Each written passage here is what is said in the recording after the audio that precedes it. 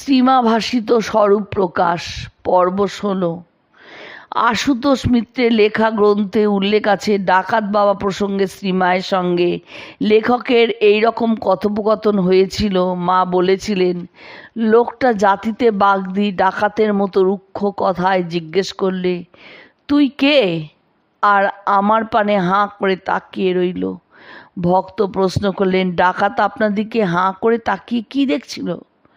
মা উত্তর দিলেন, পরে বলেছিল কালী রূপে নাকি দেখেছিল। ভক্ত, তাহলে আপনি তাকে কালী রূপে দেখা দিয়েছিলেন? লুকোবেন না, মা বলুন। মা বললেন, আমি কেন দেখাতে যাব? সে বলল সে দেখেছে। ভক্ত, তাহলেই হলো, আপনি দেখিয়েছিলেন। শ্রীমা উত্তর দিলেন, তা তুমি যাই বল না কেন।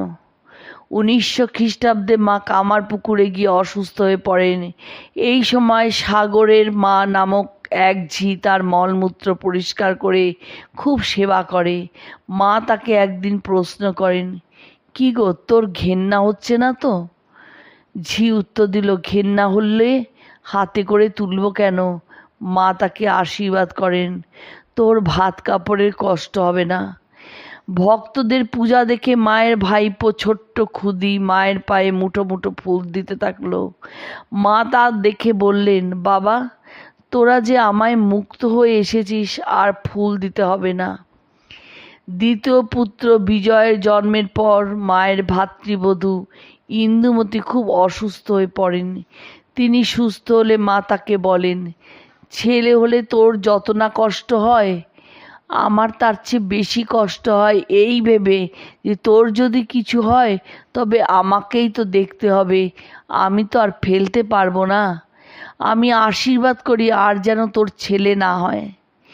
জ্ঞান মহারাজ মায়ের পোষা বিড়ালদের পছন্দ করেন না। মা কলকাতায় আসবার সময় সন্তানকে বলছেন, দেখো জ্ঞান, বিড়ালগুলোকে মেরো না, ওদের ভেতর তো আমিও আছি।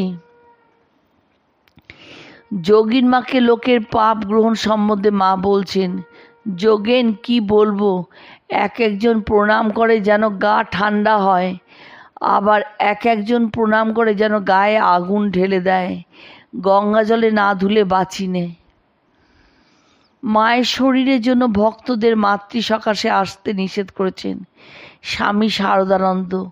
মা একথা জানতে পেরে আলুথালু বেশে বেরিয়ে এলেন এবং স্বামী পরমেশ্বরানন্দকে বললেন, কেন তুমি আসা বন্ধ করছো?